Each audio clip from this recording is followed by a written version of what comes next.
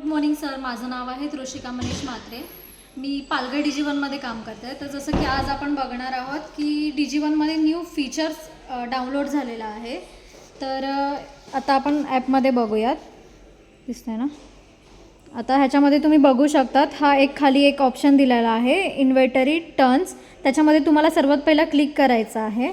त्याच्यामध्ये तुमचा item code येणार फर्स्टमध्ये. जे काही तुम्ही ब्रँडमध्ये आहात त्याचे सर्व मॉडेल्स येणार इथे. त्याच्यानंतर ब्रँड, कुठलाही ब्रँड असेल जसं की सॅमसंग, लिपियर. आता हे ब्रँडमध्ये तुम्ही बघू शकता, हा लिपियरचा ब्रँड आहे, ते तुम्हाला ब्रँड येत आहे. त्याच्यानंतर ब्रांच, कुठल्या ब्रांचमध्ये तुम्ही काम करतायत ते ह्याच्यामध्ये येईल. आता हा इथे तुम्हाला पालघर दिसत असेल.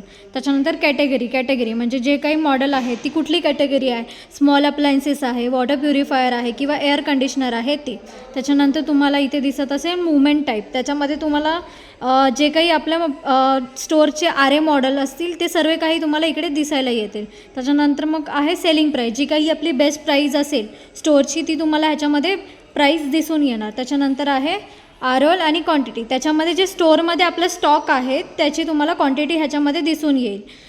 त्याच्यानंतर मग आहे वेअरहाऊस स्टॉक. जे काही तुमच्या वेअरहाऊसमध्ये जितकंही स्टॉक असेल ते तुम्हाला ह्याच्यामध्ये दिसून येणार. आणि त्याच्यामध्ये तुम्ही बाजूला गेलात की मग करंट मंथ सेल, म्हणजे ह्या महिन्यामध्ये तुम्ही जे काही प्रोडक्ट विकले असतील त्याची तुम्हाला क्वांटिटी दिसून येईल. त्याच्यानंतर परत बाजूला गेलात की 2 मंथ सेल, 2 महिन्यामध्ये, गेल्या 2 महिन्यामध्ये जे काही तुम्ही विकलेलं असेल त्याची क्वांटिटी तुम्हाला ह्याच्यामध्ये दिसून येईल. त्याच्यानंतर टोटल सेल, 3 महिन्याचं जे काही सेल असेल ते तुम्हाला ह्याच्यामध्ये क्वांटिटीनुसार दिसून येईल.